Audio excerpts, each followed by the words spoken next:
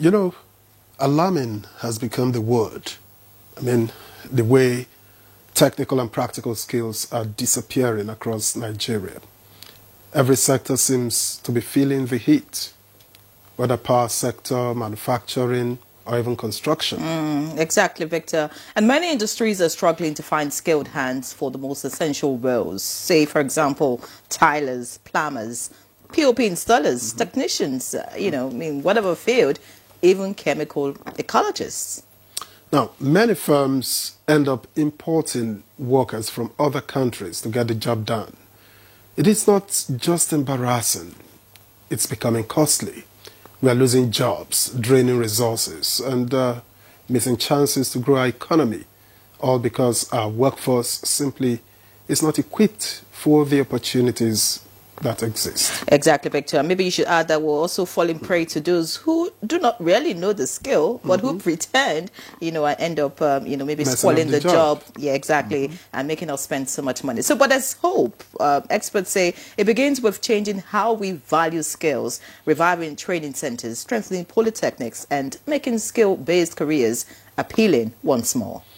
And you know what's encouraging? Initiatives like the Nigeria Jubilee Fellows Program are already setting that tone, connecting young graduates to real work experiences, digital skills, and entrepreneurship, for instance. Absolutely. Now, the NJFPs, if you want to call it that, new phase, that is the 2.0, is building an ecosystem where young people can create opportunities, not just chase them, plus with partners like the federal government, the EU, and the UNDP on board. I'm sure you know that we're ready for serious business this time.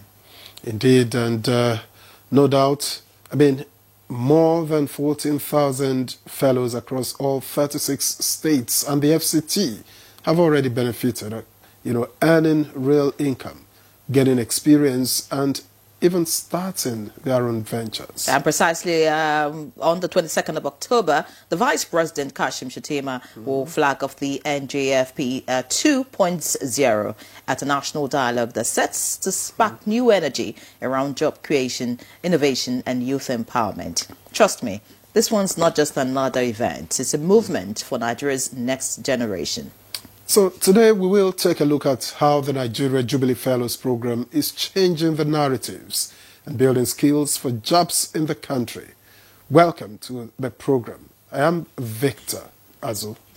And I'm Yanray John. It's a pleasure to join Victor to welcome you to Good Morning Nigeria, reaching you live on the network service of the NTA. This is Africa's largest TV network, and without doubt, you definitely can't beat the reach.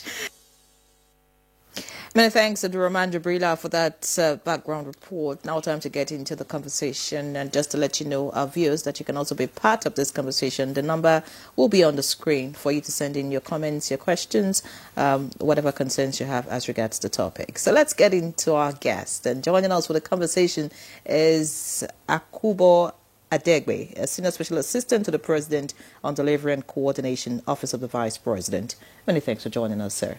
Thank you for having me. It's a pleasure. All right. Also here for the conversation is Massimo De Luca, Head of Cooperation, European Union Delegation to Nigeria and ECOWAS. It's a pleasure to have you. Good morning, Yari.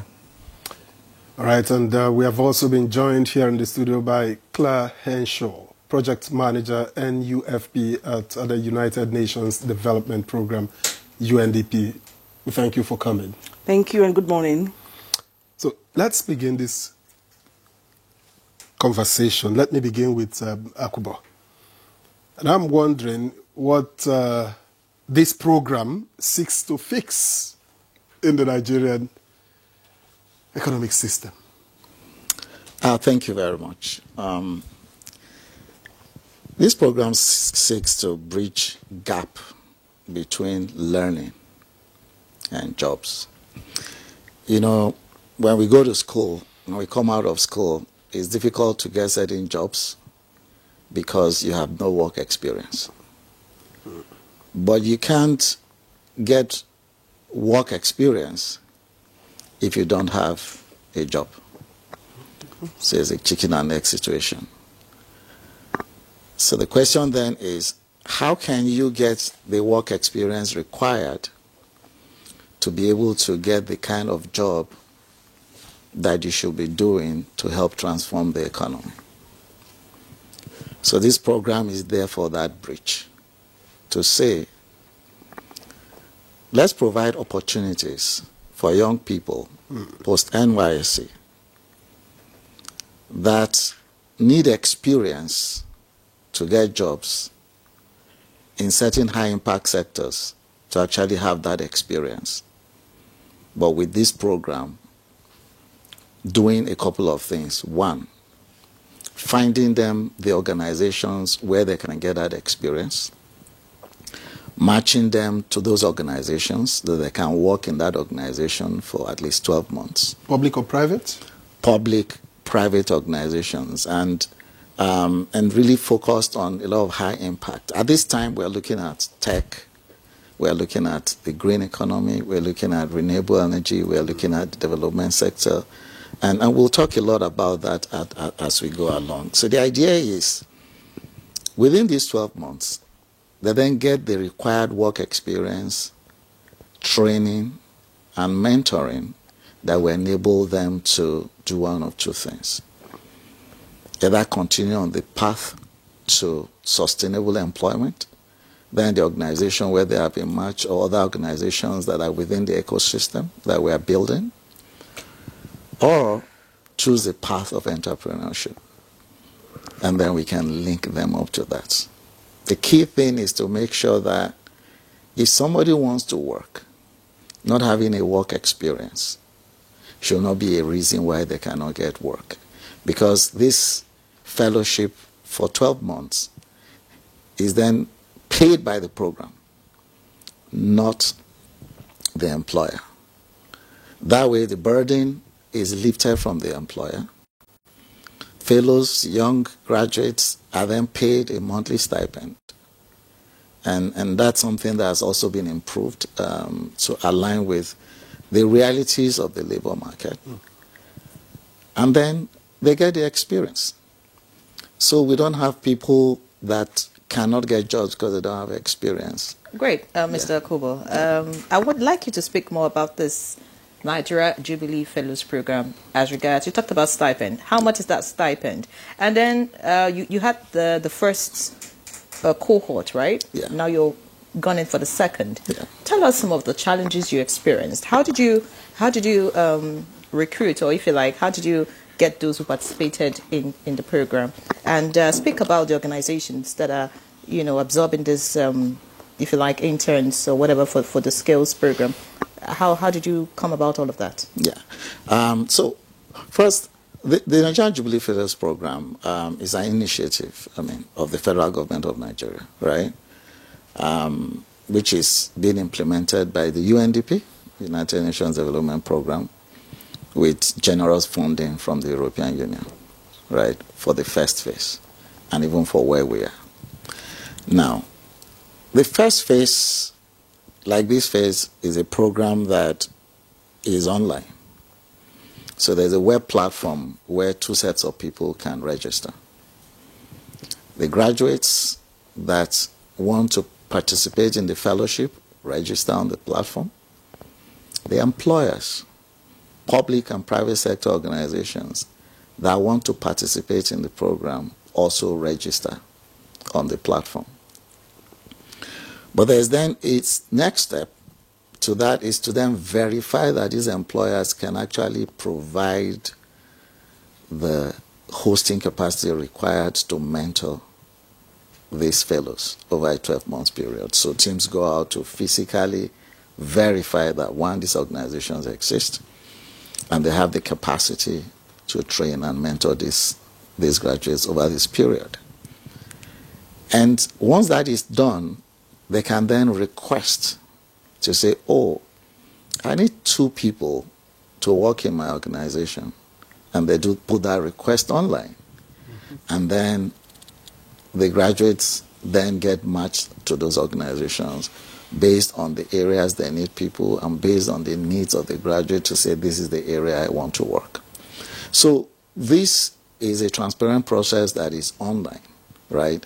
And that's what has been run. And as you have seen, the program being run by UNDP, has currently deployed like 14,000 people through this process. But have there been challenges? Did you say 14,000? 14,000. In the first phase? Yes. As of now, we've done 14,000. Now, have there been challenges? Yes, with operation. And I'm sure Claire will speak a lot more about the challenges because she's involved in actually running the program. Now, some of the challenges that we've seen with the program has been not having enough or the right type of host organizations, right? And in this phase, we're strengthening that process. One of the things we've also had is host organizations complaining about the quality of the fellows, right? And as we go along, we'll talk about how in this second phase, we've introduced a couple of things to make sure that we upskill the fellows, right? So there is strengthened psychometric analysis even before you enter the pool. There is training on employability skills that is being introduced now. There is training on enterprise skills that has been introduced now. There's a strengthened mentoring process to make sure that apart from the organizations where these fellows are working, there are people outside through a structured mentoring program that can handhold them to make sure that they succeed in the industry that they've selected. All right?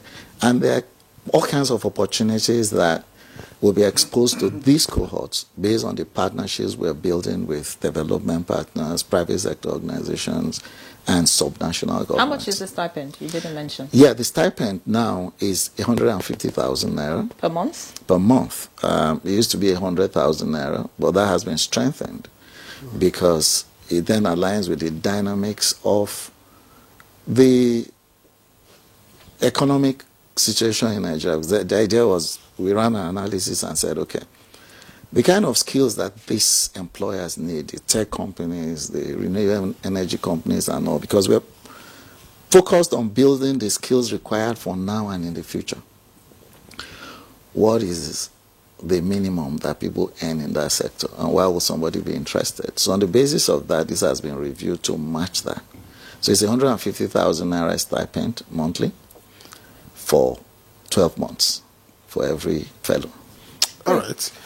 Let's get to Claire.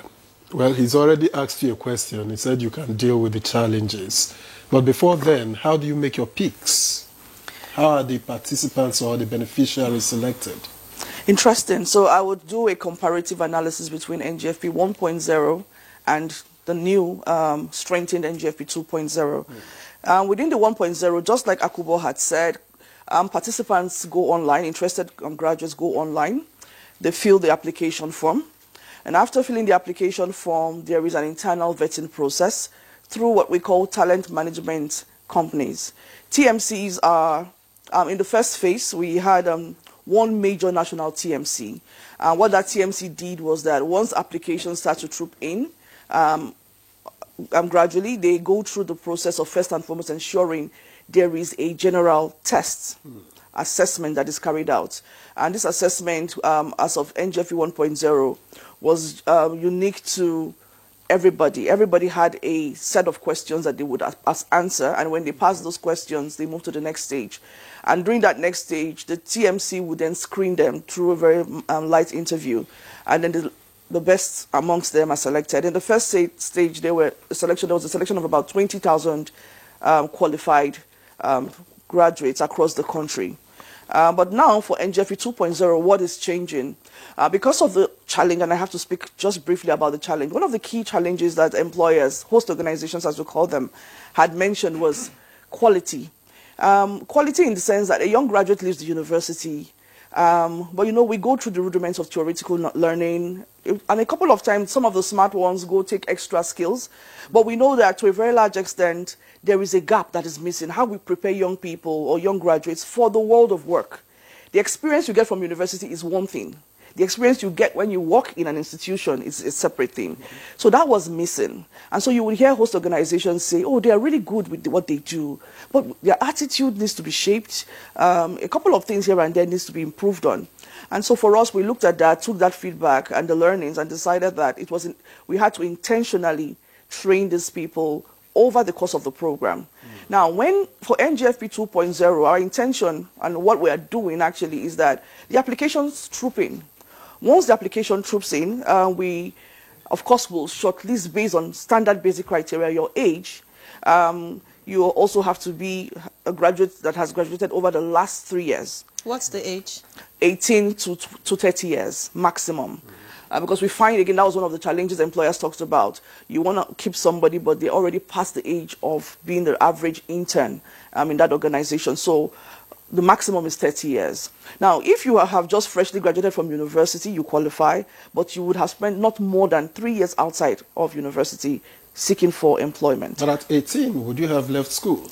In some instances, we have geniuses that have left school at 18, 19. And then we leave it open because, again, some people are, for some reason, very smart.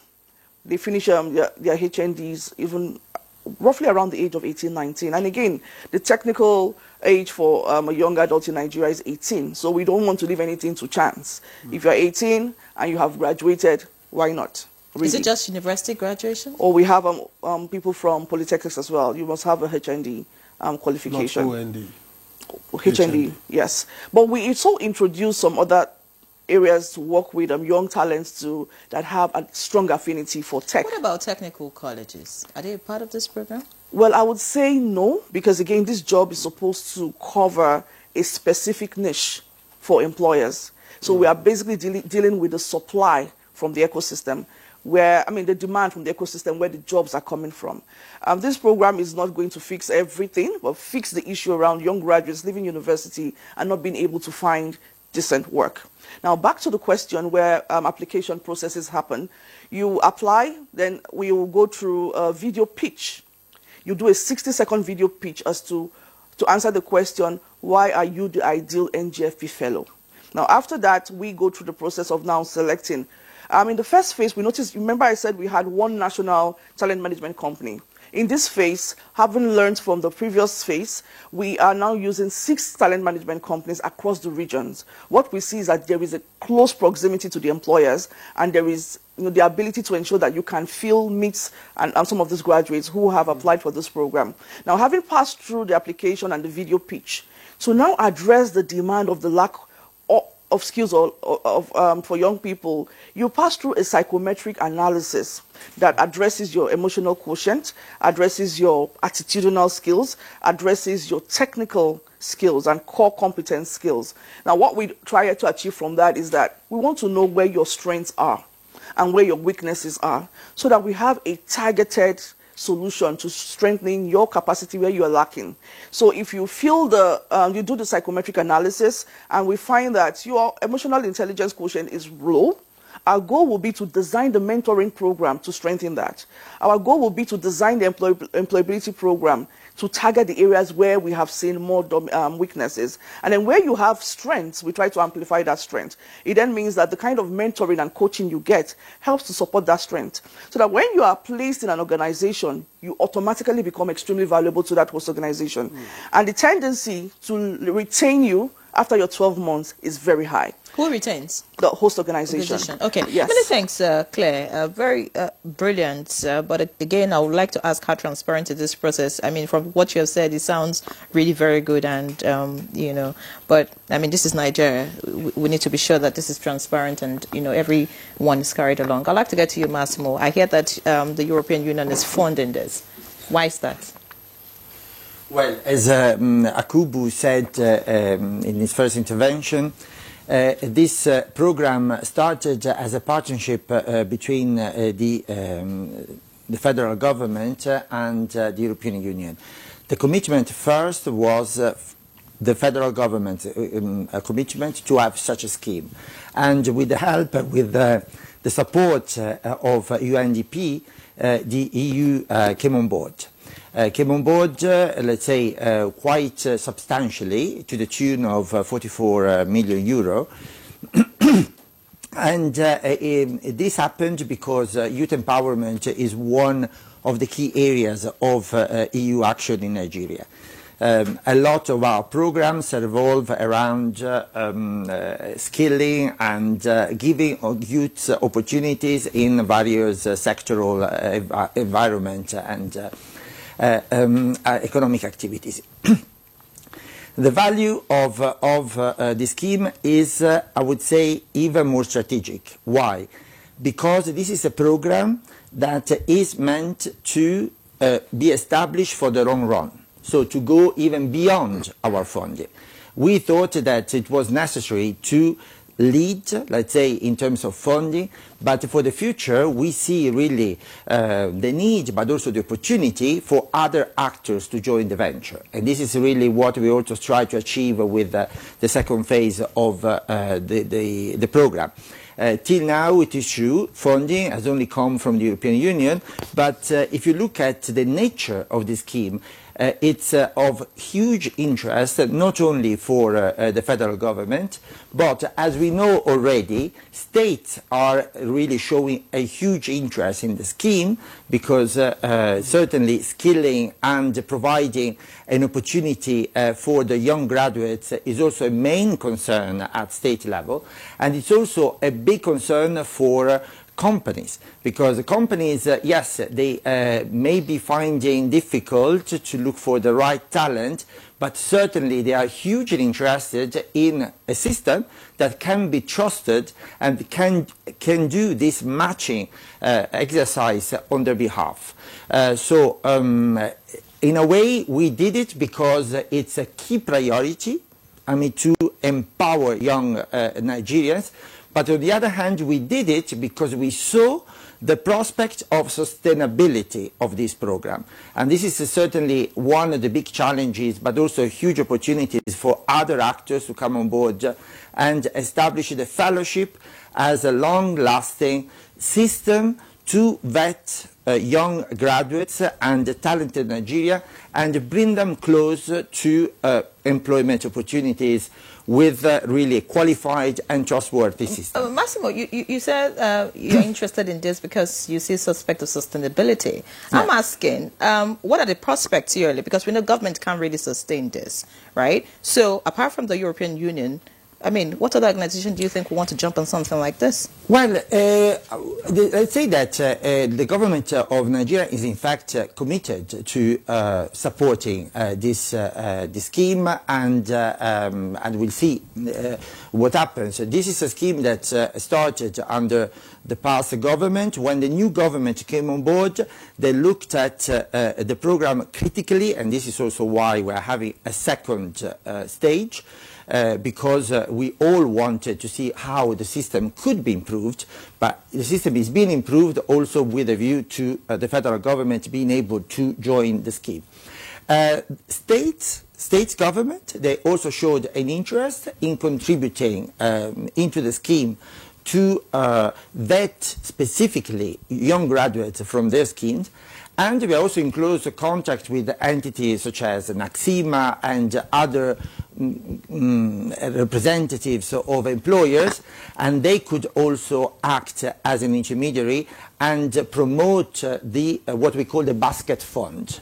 Basket fund, maybe we go back to that, but this idea that the fellowship is going to attract investors and contributors from various streams. All right, many thanks, Massimo. Akubo, you know, the reason I asked that question about sustainability is because you're talking about paying interns 150,000 naira.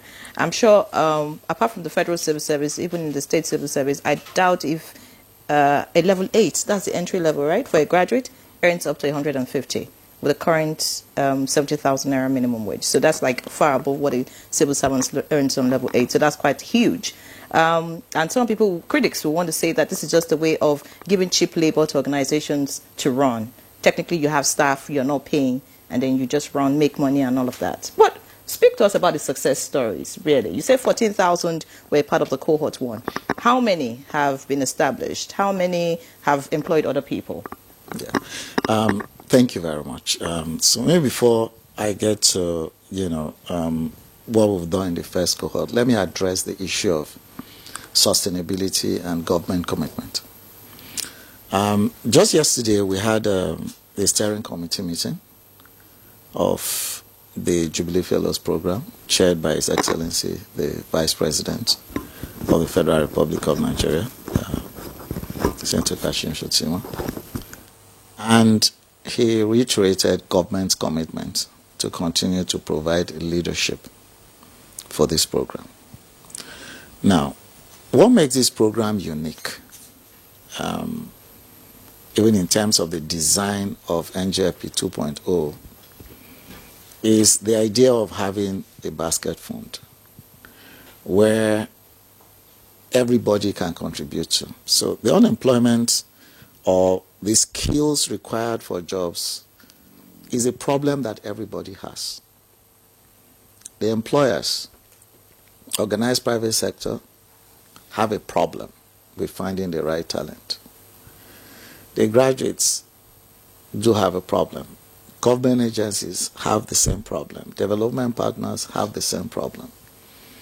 What this program has been designed to do is to create an ecosystem to address the problems of skills and jobs that everybody has. And so the basket fund that is being created for this program as part of this 2.0 is to ensure that all these actors, including subnational governments, who also need talents at the state level, will contribute to this. And I give a live example. I am from Kogi State, and I was having a conversation with the chief economic advisor to the Kogi State governor some weeks ago about youth employment. And he made a statement that was really fundamental.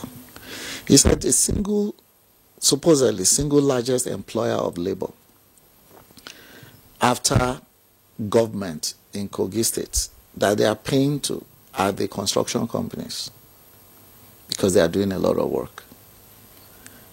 And every time they've asked them, oh, you need to employ our people, the response has been, yes, we've advertised, but you don't have people that are qualified engineers. But like, these people have gone to school. Well, they're like, well, they are not work ready. So for them, the problem is to be able to train and mentor engineers that will work in these companies instead of having the construction companies dominated, the staff run by the Chinese companies, the Chinese that owns the company, and the Chinese that are coming to work. We have graduates, but they are not skilled enough to be able to work. So for them, if we have fellows attached to these companies, they can then learn skills at no cost to these companies. And then 1 year down the line, you can't come back and say, oh, you don't have people that we can hire. Because now we have people that you can hire and they have been in your system. And so the sectors that we want to focus on are sectors that are priority. So at the state level, when we sit with the state government and they say, oh, these are the 4 areas that we need to build skills. Great. How can you, yes, this is a federal government program. How can you as a state then contribute to that skills building? States will need to commit resources to this. If you meet a Nigerian Employer Consultative Assembly, for instance, NECA, who have umbrella organizations for employers, they say, oh, this is the problem that we have. Great. This is how this program has been structured. How can you contribute to this? So it's building an ecosystem to make sure that everybody that is part of this problem that needs to be solved, that has resources, contributes to it in cash or in kind. All right? And to ensure also sustainability, the current system, we plan to transition in the next 2 years to even government to run it directly, but with support from development partners. But by then, the basket fund would have been strengthened. All right? So that's the plan for sustainability. Yes, government will commit budgetary resources to this at the national level, at the subnational level. Development partners will continue to do that. BU, USA, the FCDO, all these organizations that will reach out to contribute to it organized private sector will contribute. Private foundations will contribute. So it won't just be, because it's not one person's problem. It's a collective problem that requires collective You didn't solution. share the success stories. You said 14,000 in the first cohort. How many have been employed? Yeah, so I wanted Claire to be able to respond to those specifics because she's got the numbers. Yes. Okay, please go. Okay, so this is broken down by sectors. And just to reference the question on the civil service, in fact, the Civil Service Commission for now has the lowest, or let me call it public service, has the lowest in terms of where we have placed. And that's about 7.6%. But the interesting sectors where we've had the most success are around the tech and innovation sector, where we have 21.7%. Interestingly, many of these young people that have been placed across organizations like the Nokia, the Microsoft, a number of them have been retained. Now, beyond the retention is the fact that many of them have set up their own enterprise. You would find a young woman who's now a digital skills marketing specialist based on the lessons and trainings she has received from institutions like Microsoft.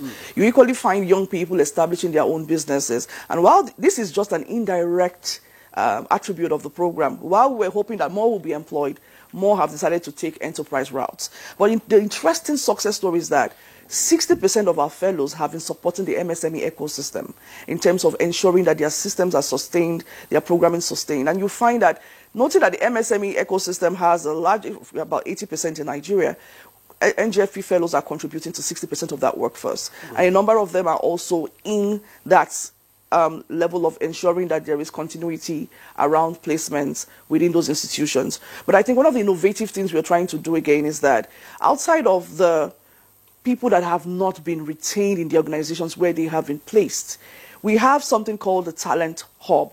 In this Talent Hub, the alumni, those who have completed their 12-month program within their host organizations, are in that pool. What are we doing with that pool? We are selling them differently and branding them differently, because once we find that you have passed through your 12 months placement, our goal is, why were you not retained? The retention for those young people is not necessarily a factor of the fact that they cannot work there, but maybe those organizations, for example, cannot pay or meet up with the 150,000 naira. But these young people have said, I don't want to be there. I want to do other things. And so we match them to organizations that are already interested in having directly from that alumni. Most people don't even want the alumni pool to, they don't want these young people to be there to just come and work for free. We find that within the alumni pool, we now have a strengthened ecosystem of young people that are more attractive to host organizations, because again, they say, now we have a skilled pool. We want to select from this skilled pool. So we are strengthening the capacity of those young ones or those graduates to be able to meet the specific demands of other host organizations that were not necessarily a part of the program, but now see a skilled platform where they can directly pick from. Our goal is to strengthen their capacities to now meet that demand from these host organizations. And we've seen some interesting results in that area. You would find state governments, for example is Enugu State, have said, we want you to give us people that are well-trained and people that have been skilled within the certain areas to join our workforce in the education space. You'll recall that Enugu State recently just launched smart schools, and they're looking for more hands in the digital space, those that can help them transfer knowledge and information through their systems. And we're getting more interesting feedback. In fact, at the moment, this program for this phase seeks to place about 24,000.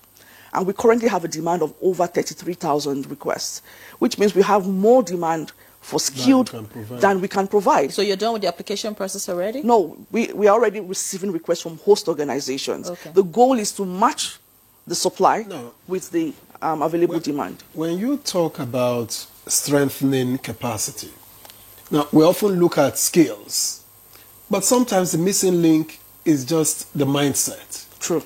So how are you helping fellows, NGFP fellows, build confidence so that they can lead and innovate? I think that's a very beautiful question, because that's one of the critical things that we have seen. Now, I did mention earlier that employers would say, we want people that are confident.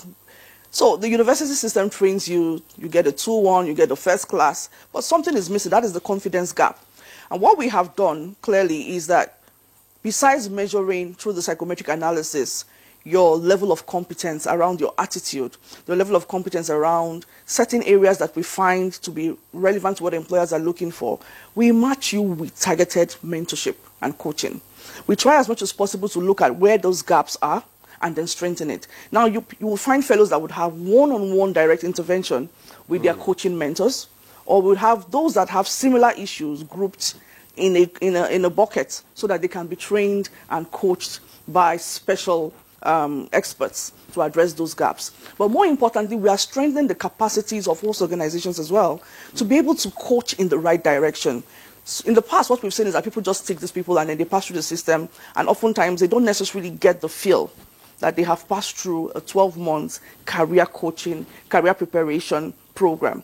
Now, employers that we are engaging, there is a deliberate effort to also tell them that, look, beyond the fact that you are accepting these young fellows into your institution, you have a responsibility to also mentor them, coach them. So if a young person says, I want to be in the green economy space, there must be deliberate matching with, I would say, a professional in that institution as well that is also supporting their mentorship journey. And how do we track this? The digital end-to-end ecosystem has digital system where the application starts and ends.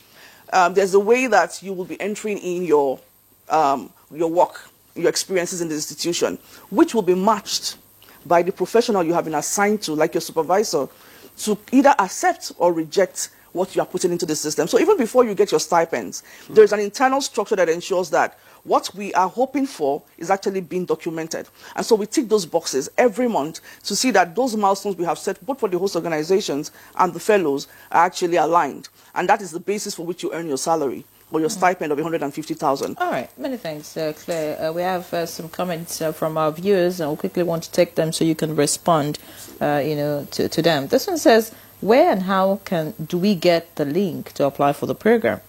Another one says, good morning, Mr. Akubo. A fantastic idea, but why are you focusing on the youth alone? What about 50 age, those aged between 50 and above, and senior citizens who are still strong? In other climes, there are jobs or opportunities for every age, so that people who retire early and are still strong, such persons should be allowed into these schemes. In other words, I'm interested in upskilling and continuing to earn a decent living without waiting for children's support, and so I can contribute to the GDP and pay my tax where necessary. Alhaji Yusuf Olani, I'm sure that's an advanced person there, or an elderly person asking to be part of the scheme. Another one says, Muhammad Awal Musa Afamai from Kano, there is need to establish community-based skills development centers across all communities in Nigeria that offer training in both vocational and modern skills. Good morning, Nigeria. Another one says, the progress of Nigeria lies in the hands of we Nigerians. Therefore, we need to work together to grow this country. Adewale Isaac from Ikogosi in Ekiti State. This one says, good morning, presenters. My name is Ismail from Buari. Please, can you help us with the website to apply? Another one says, good morning, Nigeria. Please ask the program manager lady, can they design a program for 58 plus? Well, I think that's the same Alhaji Yusuf Olani. Another one says, why is Nigeria always using age as criteria for selecting candidates for job and training? The federal government should channel this program to NYSC by posting candidates to companies for them to get experience rather than posting them to schools. For instance, someone that studied electrical and electronics engineering doing his or her NYSC in private secondary school for a year, and you want him or her to apply for jobs with skills and experience? All right, I guess you respond to some of these questions before Victor will take the number that he has. So, okay, so I'll quickly just mention that the application site will go live on 22nd of October 2025, roughly around 4 p.m.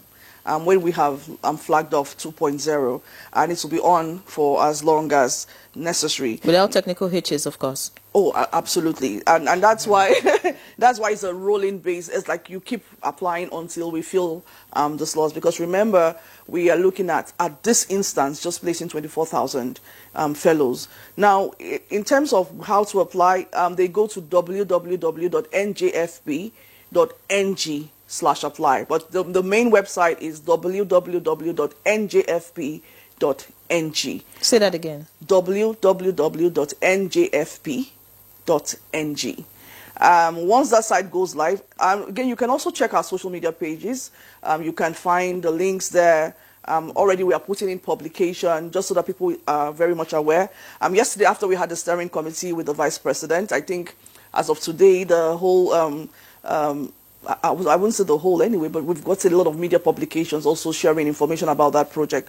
But for those who may not be able to attend the event tomorrow, they can also key in virtually to follow the event. But that will be found, the link will be found on our website or on our social media pages. With respect to age, the question around age, I think this program tries to solve a specific need. The need to ensure that the workforce that we need for public and private sector within that internship level, fresh graduate level, is addressed. Indeed, there is need for more of such programs, even for our agents, so that we don't leave anyone behind. And one of the key things at the UN, particularly UNDP, where we're a development agency trying to address the issues around the SDGs, our goal is to keep everybody involved in living decent livelihood. So there are other programs that they could key into. They should just, of course, check our social media pages to follow our programming. But I do think that in trying to address the issue of workforce development, we are looking at the workforce for the future. People that can help economic transformation move at an accelerated pace. Nigeria is a country where over 60 to 70% of its population are young people, many of them unemployed or underemployed. And this program seeks to address that specific gap for young people. My colleague Akubo is here. He can speak on other programs that government has on that area. But I think that ultimately, once we can address the issue of our young people being fully and gainfully employed with decent and fulfilling work, our fathers, our uncles that are over 50 can just sit back and relax. What about a question that talked about youth corps members, being harvested for this scheme instead of... Yes. So one of our key pipelines is the NYSC. We're going to be working with the NYSC to also find those critical talents. Now, indeed, everybody and anybody can apply, as long as you meet that standard criteria of being 18 to 30 years, being a fresh graduate, of course, having your NYSC exemption certificate if you did not serve. And the key thing is we're not trying to leave anyone behind. Every opportunity to find the best of Nigeria's talents, we will go through those processes. So you have platforms like the NYSC, but there are also platforms that equally prepare young people for the world of work. Our goal is not to be everywhere, but to use those targeted talents to solve a critical need. But when you come through our platform, you then follow our own processes to make sure that you are workforce ready. Remember that even when young people finish their NYSC scheme after 1 year, because of the way deployments can happen, it's a call to national service, which means that you could be an expert in computer science, for example, which I studied, but you are posted to a school to teach computer science. The kind of skill sets an employer is looking for is different from what you had gained in some instances during your NYSC. What the NGFP is doing differently is that we're trying to build you with specific targeted skills that the job market is looking for. And we create that full ecosystem at no cost to the employer. And after 12 months, you carry on from there. All right, thank you. Let me take the messages that I have here, quite a handful too. Good morning. My take on skills job is for us to get our technical school rectified so we can reduce the terms of secondary school for us to get good skills from the onset. That's from Thomas. And from Ebere in Enugu, I applied. I wrote the test, assessment, and at the end of the day, I was not selected. Even another guy I know also applied, but nobody was selected. The woman in charge of Enugu just selects all her family members. Well, from Muhammad Isa in Kotunkarfe in Kogi State, he said 5 key ways government can build skills for jobs in Nigeria. 1, he says, revamp technical and vocational education. 2, promote digital and tech skills nationwide. 3, strengthen soft skills and employability training. 4, support youth entrepreneurship and startups. And 5, foster public-private partnerships for skill development. I'll ask Massimo later if he agrees with all of this. And good morning, Nigeria. My name is Omali Abdul from Abuja. I love your program, but the truth is that the rate of crime can't be eradicated in this dear country. If you concern I don't get that. If you keep picking age 18 to 30, what happens to poor graduates above that age, or the old graduates with no jobs? Should throw their certificates in a gutter or go stealing? Okay. And from Joel in Plateau State, I have never heard of this scheme. They need to do more public enlightenment campaign, please. Great. And from Hajjal Adidi, good morning to you all. Please, I want to know how my children can participate in this program for possible employment at the end of the program. Thank you, NTA, for always leading in all ramifications in our society, she says. And this one, good morning. Please, I'd like to know the details of how this works or what it takes to be part of this program. I think we've done that all day.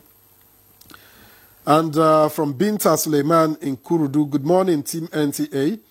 This is a very good development. Please, I ask, what happens to the so many young Nigerians in our grassroots and remote areas who could not afford basic education? Is government considering them in any way? And finally, this one is quite a lot. Your observations and questions are apt. It seems the 18-year entry age is tilted to favor a class of privileged Nigerians and their families. The federal government should adjust the age to 22 to 35 or 40 years, as graduates in these age brackets and above are ideal for employment. Okay? And good morning, Nigerians. Well done, NTA. Many thanks for the topic of discussion today. The major challenges with the succeeding government policy initiatives like this UNDP program are lack of transparency and haphazard planning. The nepotistic tendencies in the implementation and facilitation of these programs are always questionable and rooted in secrecy. For instance, most citizens, including me, have been trying to register on the portal of many of these programs without success or being selected. Why age barrier all the time? From Kayode Busari in Lagos. And good morning and thanks for the program. Are those with lower grades from institutions given chances? Take note, some had poor grades for many reasons. And finally, from K. Good morning, producers. Please, why can't the program be open for all ages? I mean, I am above 45 and kind of interested, but age barrier is now an issue. Please, Nigeria should allow all who are strong to key in. A lot of people are talking about age, but somebody was giving us a recipe for, you want to respond to that? Well, I think that I can respond, of course, Victor, from the point of view of what the European Union does, which is just a role, after all, of a partner, a development partner in Nigeria. And, of course, it's just a proxy or a fraction of what government is doing or aiming to do. Certainly the four ingredients that the intervener gave us are correct. And it is true that these are elements of many of the programs that we pursued. Just to give an example, in terms of fostering skills, vocational skills at large, it is true that we need to have a broader attention to skilling people, but as Claire very aptly explained, the Jubilee Fellowship really try to address a specific issue. In the context of the European Union programs, we support vocational skills across a number of sectors and in different contexts. I'd like to give an example that also addresses the issue of entrepreneurship. In the midst of the Boko Haram crisis in Borno, with the help of our UN friends, the FAO, we supported a group of women that basically then developed the famous Tom Brown food that we by now most people know as being available on the shelves. So it is true that the challenge of creating jobs and opportunities, economic opportunities, is a wider, far wider issue that requires a number of different approaches. The intervener was referring to public-private partnership. Well, on that aspect, I think that the Jubilee Fellowship has a vocation to become public-private. In fact, it already is, because it mainly addresses the needs of private sector and comes in with a public policy offer to address some of the issues. We've been also active through, for example, the Tonino Melo Foundation in fostering financial and enterprise inclusion. Of course, there is so much that a development partner can do, but certainly this is an area that we keep up as a fundamental priority of our action in Nigeria. All right, many thanks, Massimo, for your response to that question. I would like you to respond to some of the comments that have come in so far. Especially age. Yeah, those talking about age. The age is a critical one for so many people. Some think that for those in disadvantaged communities, it is impossible to graduate at age 18, and for 30, it's very slim. You know, and again, if you want to add, well, strikes are minimal these days, but I mean, you know, some of the issues in our education system. So speak about that, the age, and then speak about the fact that some people think that this program is for short-term relief. It doesn't do long-term relief in terms of employability. Okay. Thank you very much. I'll address the issue of age. Claire did mention earlier about the age thing, which is, first of all, fundamentally, the Jubilee Fellows Program is designed to solve a specific problem, and it is demand-driven. So if you picked your phone and you Google for average age that employers ask for fresh graduates today, and anybody, all the guests, anybody watching can do that exercise just now, you won't find any organization that wants to recruit a fresh out-of-school graduate that is above 30. If anybody watching, and all of us in the studio can do that exercise right now. If you do that, you won't find. Here is then the challenge. If you get people that are over 30, if you open it up and people then register, and the organizations don't take them, you'll have more complaints of people saying, I applied. We are not selected. I was not selected. Because the private sector organization, if I joined government, I worked in management consulting. In my firm, we don't employ anybody above 23. Because you are looking for a certain type of people, a certain type of class of degree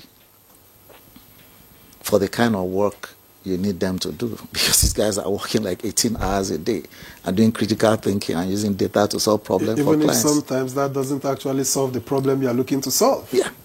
But when you look at the major consulting firms in the world, that's where they stay. If the banks advertise, they have age range. If the development, everybody has this. So the idea was to look at what, we're trying to solve two things here, but primarily, what does the industry need? Both in terms of age and in terms of skills. And so some of our partners have even told us, you guys should drop this thing to 27. Because that's the average age now. If you Google now, you check online, what's the average age, or you ask ChatGPT to tell the average age is like 27. So, but we're like, no, let's make sure we provide opportunities. So taking it to 30 is actually pushing the envelope for this program. Now, this is one program, right? You know, recently, government approved the Renewed Hope Ward Development Program to be able to make sure that, I mean, that program has been led by the Ministry of Budget and Economic Planning, as you know, to make sure that interventions operates at the level of the 8,809 wards in Nigeria, at that level. And that's part of government's commitment to make sure that nobody's left behind. Like Massimo said, there are vocational development programs that they are supporting. There are many that are being run by the Ministry of Labor and Employment. There are many that are being run by the Ministry of Education. There are many that are being run by the Ministry of Youth, right? In addition to the different things that development partners are doing that addresses the challenges of different age groups. The Jubilee Fellows program will not solve all the youth, even all the youth unemployment problems. It's solving a particular problem. And in terms of whether this is short-term, just to address that, the whole concept of fellowship is meant to be a bridge for skills. I can give personal examples, right? There are many people that, when I started work in development many years ago, wanted to just work in development, but they couldn't get in. I brought them in to work for free. And within 6 months, they had gotten the skills they needed to apply for work in the sector. So this is a bridging program that helps you to develop not just your technical skills, but your people skills, your leadership skills, because we're considering all that. So we have a training on employability skills, for instance, looking at your emotional quotient, looking at your leadership skills, looking at how you behave and everything, because those are the things employers are looking for. All right, many thanks, Akubo. Let's get it clear. I think we'll soon call for a break. But before that break, speak to us about if there are penalties for host organizations that neglect or, if you like, exploit fellows. And then some say that the 12 months, based on the kind of skills you intend for these interns to have, some say that the 12 months is rather too short, looking at the kind of organizations you're talking about, tech. I mean, you can't be well skilled in tech and all these other aspects in just 12 months. So do you think this is really doing, I don't know, you tell me, if this is actually doing good or producing half-baked skilled labor? Okay, I'll start with the first question about what kind of penalties do we have for host organizations. On this program, we've actually expelled some host organizations in the past, particularly those that when our fellows reach out to us and tell us, look, I've been working here and my skills are not being put to good use, we stop the program. We stop you as a fellow from working there after due diligence has been done, and then we match you. And in some instances, you find some host organizations saying, we don't want a particular fellow because of one or two reasons, and we also do a rematch. Now, what I do find often that is common amongst those organizations is that, because a young person has been placed and you want to use them to do quote-unquote slave work, they now become everything to you. Once that is found out, and we have encouraged our fellows to speak up. And this is why one of the key things we are doing again is to ensure that fellow host organizations understand their role on this program. And indeed, when we find you lacking in certain areas, we pull out. And that's why even when you have a lot of applications from host organizations, if you don't meet our standard criteria that we have established for the program, we don't send fellows to you. You must first and foremost be an organization that is registered by government through CAC. You must be a tax-paying host organization, because we find that any organization that pays tax to a very large extent is responsible, and they do their civic responsibility to cover the economic requirements of the country. We also make sure that your location is one that a fellow can go into and be proud to be a part of. And finally, do I carry on? And then finally, we find that host organizations appreciate fellows that have gone through. All right. I'll have some more questions for you, but when we return from this break, please don't go away. Lagos, Port Harcourt, Abuja. The city is moving. New voices, heavy drip, all heart. From the streets to the stage, this is the next Afrobeat star. Yo! What are we here for? Let's Afrobeat star! Let's get nasty! and the talents from all over showed up to own the room.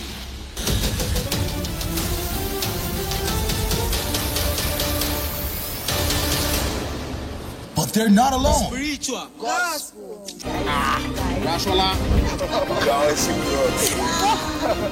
All chasing a slot to face the judges. Puffy T, SARS, Andre Vibes, P Pride. Catch next Afrobeat star on.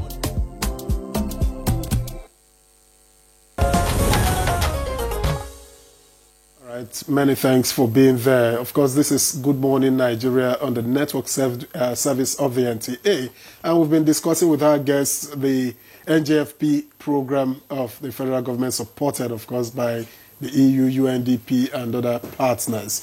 Now, we've been talking a lot about age, and you trying to give that clarification.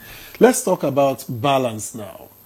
What's the balance, male to female ratio, for instance? Is this something you keep an eye on? Yes. And what about inclusiveness for persons with disabilities? Okay, that's a very brilliant question, because again, you find that first and foremost, one of the key mandates of the United Nations is to leave no one behind. And there is a deliberate effort to bring in young fellows that may be either physically challenged or have any issues. And we've had roughly about 5% of our fellows being persons living with disabilities. And so that is something we take very seriously. And then we try to match them with host organizations that are able to also manage those expectations. So if you're physically impaired, we want to be sure that the organization has allowances for such challenges. In addition to that, we place a very high emphasis on gender. So this program has a gender marker of 2.0. What does that mean? It means that there must be a deliberate effort to ensure equity and balance in how we select fellows. At the moment, we have more males than females. I think the ratio between male and female on this program is, for the male, we have about 54%. And females, we have 46%. But we find that the attraction within certain sectors, ICT, which has drawn the highest number of requests from host organizations, have more men, more young men dominating that field. But again, when you now look at the sector that has to do with trade, retail, commerce, and education, you find more females there. We are also using this opportunity to encourage more young women to, of course, pivot towards the tech ecosystem. And to that extent, we're also working with 3MTT through the Ministry of Digital Economy to ensure that that balance is there. So again, what we tell them is make sure you have more women also coming on your program, because again, that is a pipeline that sometimes feeds into the program. But generally, there's always this disparity between what kind of roles women are looking for. And interestingly, some sectors will tell you, oh, we want females. The hospitality sector, you find that they want more females to support with customer service work. So again, ultimately, what drives this program is the demand. But we try to create an enabling environment. But for persons with disabilities, I mean, what areas do you fit them in, knowing that we say they have disabilities for a reason? So what areas do you fit them in where they can, you can maximize their potentials and also be able to benefit them? Honestly, there are no restrictions. As long as you are able, within the confines of your disability, to work, we try as much as possible to fit you in, because we want to ensure that there's really no discrimination or barrier. So if you find a person that is, I think the biggest challenge the ecosystem faces is you may not necessarily find work for someone that is visually impaired, because most organizations may not necessarily have those tools, the Braille system for computer-assisted laptops or desktops that can help them. But we try to make that effort. And so you would find many of those physically challenged persons perhaps in the NGO and development space. So if we were to pick somebody within the United Nations as a fellow, we already have those things in place as an institution. Part of the awareness creation is that we are training host organizations to also be friendly in this direction. But you see, even within the context of community support, we have a section of our program where these fellows are supposed to also provide support to the communities where they work. And part of it is that they, if by extension, support people within this category of disability. We find that there are more people that are physically challenged, using wheelchairs, using crutches or clutches to get to their places of work. And what we try to advocate with employers is that please make this environment friendly and accommodate the challenges that your fellows face. We've not had any unusual cases, but I think there should be some additional effort to support people with visual impairments, because again, they are probably the most people left behind when it comes to situations like this in the world of work. What category of persons with disabilities do you already have in your pool? We have people that are mostly physically challenged in terms of walking impairment, arm impairment, hearing impairment. And you'll be surprised that in some instances there was an organization that actually hired an interpreter because of somebody that is hearing impaired from the fellowship pool that we selected from. So some organizations go that far to provide that kind of support. All right, many thanks, Claire. Let's get to Massimo. We have more comments from our guest, but I'd like you to speak about some of the improvements you'd like to see in the second cohort. You know, let's say the first was an experiment. What advancements, you know, could be imputed in the second? Thank you very much, indeed, there's been quite a long time of reflection, joint reflection with the Office of the Vice President and with our colleagues and partners from UNDP in really analyzing what could be improved. And I think Claire already said it to some extent, but I would like to emphasize that this is also critical in terms of our, you know, commitment to the program. The whole area of effectiveness of the recruitment process and the matching, I think, is the crux, including the transparency and the technological environment. What Claire explained really responds to a joint ambition to have a world-class matching system that can be really, you know, compared favorably worldwide. I mean, here we are not saying just to do something for an immediate need and sort of put together in a way that may not be professional. No, in this case we are really looking at a system that should be world-class and should really harness as much as possible the huge talent that we all know, that the world talks about, that we have in Nigeria. Okay. So that's the first thing. In this context, yes, the issues, for example, of access to the system, it's been okay, it's been good in the past edition, but I think now we are going to see a much better access to the system in terms also of responsiveness, in terms of services that are provided to the applicants, in terms of matching. Let me give you a little experience, although I'm not really necessarily in the field as much as Claire is on this program. The experiences that I can bring here are experiences from big European corporates, and they recruited, for example, there is one, I don't know whether I'm supposed to give the name, I will not for the time being, but they recruited 12 recruits from the scheme. Okay, they retained 2.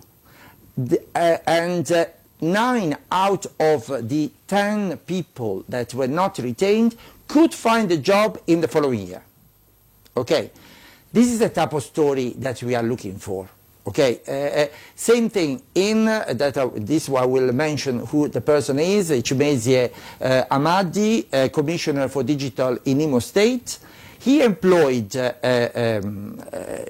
fellows into Imo State Digital Department to implement really the digital agenda of Imo State. It was hugely successful. And by now, really, we all know that Imo State is really becoming a hub for digital activities, okay? And we see it also through the activities that we do with Minister Tijani on the digital agenda. We see that the level of readiness of Imo State, even from a public side point of view, is becoming really quite considerable, okay? So the Eurocharm, the Chamber of Commerce of the European, let's say, of Europe, European Union in particular, although there are also Swiss and Norwegian companies members, they've been recruited, and actually they are crying out for more recruitment. Of course, they also suffered for some of the shortcomings of the previous edition. Some slowness, or not necessarily getting the fellows that they would have wished for, but things are improving and we are monitoring through our experiences. Great that you're monitoring. But Massimo, do you think that the host organizations should be compelled to employ a certain number of mentees, just so that we can actually reduce those who are unemployed in our society? Well, as Akubu and Claire already explained, this is very much demand-driven. So we are not here to impose really a public policy mandate on the employers. The scheme is meant to facilitate employers. Now, I think that part of this broader coalition, basket fund and broader coalition of stakeholders, these issues can be brought to the table. Meaning that if Nigeria Economic Summit Group, NACSIMA, they come to the board, they say, we want to partner with you, we want to partner as they say they are willing to, then we can talk, okay, let's improve the target, let's make sure that we maximize the placement of these youths. All right, so great. This is also part of what we aim for. All right, let's take some more comments. I'm sure you have some, Victor. This one says, good morning, Nigeria. My name is Mr. Eduro Osambodiame. My question is that the state and the federal government and local government should incorporate, but this doesn't look like a, okay, suggestion is that the state and the federal government and local government should incorporate registered NGOs to train people at the various local level to alleviate poverty. The Commissioner for Humanitarian and the Minister of Humanitarian Affairs should have work in synergy by proffering all legal NGOs, especially at the local level.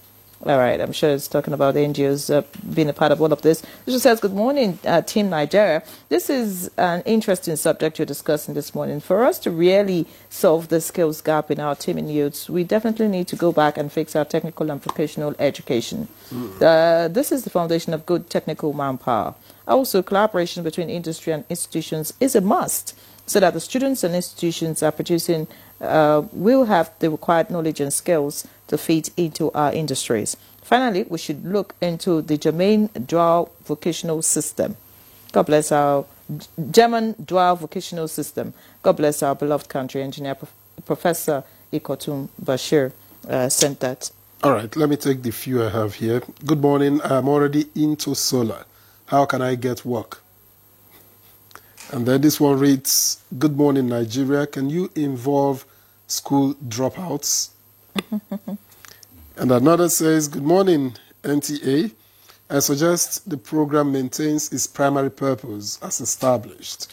However, you could also introduce a similar program targeting individuals above age 30 to promote entrepreneurial spirit with a focus on create your job. This could be implemented with little or no stipend. And then this one says, good morning, Team NTA. Keep up the good work. Please kindly display the link for easy access. And finally, good morning, Nigeria. I am Pool God Times from Edo State. I thank you all for organizing this program. This is one of the best organizations that we need to develop this country. All right. Akubo wants to respond to some of them. Yeah, I think, I'll speak generally, right, around the ecosystem and what government needs to do. I see the recurring comments around we need to fix vocational skills, and I agree, right? I agree we need to do that, and government is doing that, right? Now, one of the things that the NGFP is trying to contribute to the broader ecosystem is we are working with the National Council on Skills. The National Council on Skills has all the key ministries, Labor, Ministry of Education, all right, and Ministry of Trade and all that, with the Vice President as chair. It's one of the councils that he chairs. And one of the things that NGFP, recognizing that we need to support the broader ecosystem, is doing, say, okay, National Council on Skills, one of the things we need is, what are the skills we really need now and the next 20 years. We are supporting them to conduct a survey for us to know that. One of the things we're also supporting them to do is to build a skills program database. You know, one of the things, interestingly, as people send in comments, you will see is that you will see one person that is benefiting from 3 different programs. What we are now supporting National Council of Skills to build is a platform where all skills and job creation programs can be dumped with all the beneficiaries. That way, if you're already there, you're there. If you're already participating in the Jubilee Fellows program, you can't be doing another program because, and you know that happens a lot. I want to ensure that that doesn't happen. Part of, you know, addressing the whole ecosystem. And so, as we do that, we'll use that to harvest all the different programs. Working with National Council of Skills now, and also working with the National Council on Employment to see what has been addressed, what are the gaps, right? NJFP is doing 18 to 30. 3MTT program, for instance, that Ministry of Communication Technology is doing, EU is supporting them too, which is a pipeline to, there's a pipeline between that program, for instance, and the Jubilee Fellows program, where we are saying, employers need technical skills. The 3MTT program is already training tech people. So when you train them, we find host organizations for them, right? Recently, we had conversations with Ministry of Creative Economy where they have the, I think the Spark program that builds, it's a training program already for the creative industry. So we're like, great, train the people. We do a pipeline through these 4 creative industry organizations that we can push these people to learn. So we're making sure that the ecosystem is addressed, all the challenges, and then ultimately we'll know where the gaps are. And this is a responsible government that is focused on making sure that the issues of youth unemployment, which is a key issue in the Renewed Hope agenda, is addressed. And so as we do this work and we create these platforms and coordinate to make sure that, to know what has been addressed and what the gaps are, the relevant government agencies will take a cue and do what they need to do. I wanted to ask Claire to talk about, you gave some numbers earlier about the male-female ratio. What about across the geopolitical regions? What's the statistics like? So I don't have that off head, but in terms of creating equity and balance, each state has a targeted number, the baseline. So at the minimum, each state is supposed to have about 954 fellows. Now we understand that while each state is supposed to have that number spread evenly, there will be more demand within certain locations. So we try to create that equity. But again, what we are learning is that every opportunity to ensure that the government can then create that ecosystem where the jobs are created allows us to do more placement within that state. So we can sit with the governor and say, look, there seems to be a demand for green tech or agriculture within your space. Where can we place fellows that is, decent and fulfilling?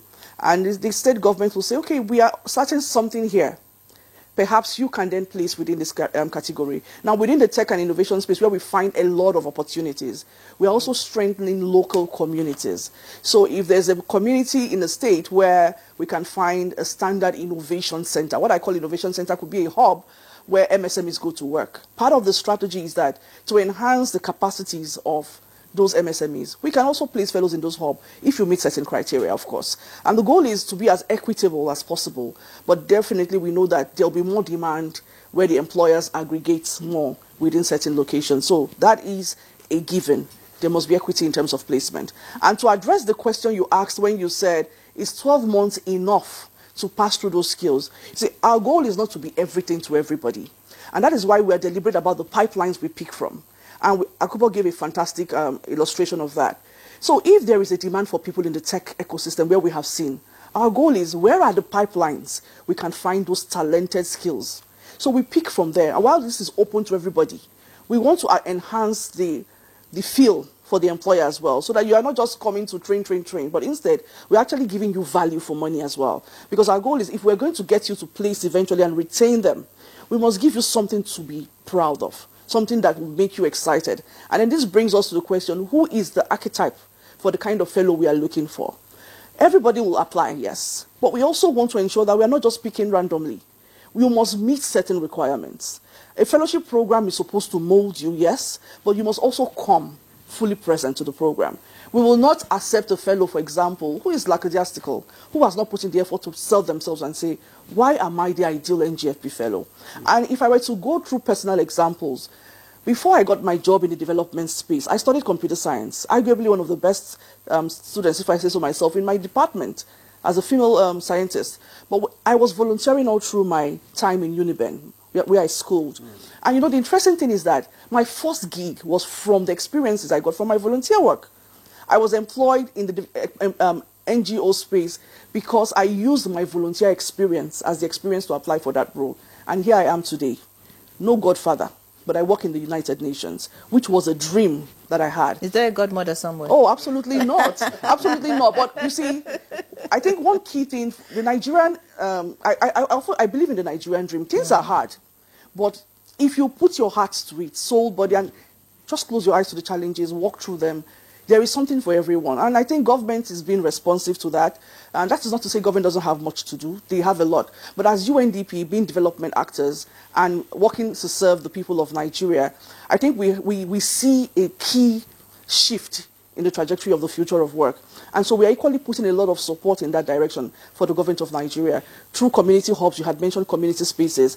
There is a deliberate effort by UNDP now to go to the interiors, to establish community maker spaces where people are typical innovators. You don't have to have a university degree. As long as you can fabricate, we are going to put fabrication equipment for you. If you can do something, if you're doing solar and you need the tools to work, you are going to find in those community innovation spaces. And we are using that to bring government in. So government's partnership may not necessarily always be monetary. Sometimes it could be the structure. Give us a structure, let us equip it, let us provide the necessary due diligence around what is viable in that space and target those things, those sectors, so that people can come into that place and find meaningful work.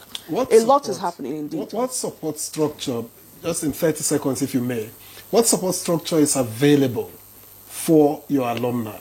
Is it funding? Is it networking? You know, what is that? For our alumni, we have a very robust support structure. And the first one you have mentioned, networking, but additional skilling, intentional upskilling, because we find that you may have passed through that space for 12 months through the fellowship, and you are in that pool. But the demand we are getting also informs what we train you on and where your interest lies. So not only do we coach you and train you and prepare you, we also give you the opportunity to also network. So there will be job fairs, there will be interviews. We are going to put them in your face. When you go to our website, you'll find, you do by the click of a button, you'll find a fellow and you pick exactly what suits your taste. Many thanks, Claire, for sharing your personal experience. I'm sure that would inspire a young person, you know, watching. Very brilliant. And of course, we wish you the very best. Claire Henshaw, Project Manager, NGFP, United Nations Development Program, UNDP. It was a pleasure to have you. Thank you for coming. Of course, Massimo De Luca, who is already a Nigerian, Head of Cooperation European Union Delegation to Nigeria and ECOWAS. Thank you so much, and thank you for the support. We hope that you sustain it. Akubo Adegbe, Senior Special Assistant to the President on Delivery and Coordination, Office of the Vice President. Thank you for this great initiative, and we hope to see much more for older people. Of course. Thank you very much. All right, so that's our package on Good Morning Nigeria this Tuesday. A brilliant one. Many thanks for being a part of it. Leave it locked on the NTA. All right. And your name is Henry John? Okay, remind me. I'm Victor, so I'll see you again tomorrow.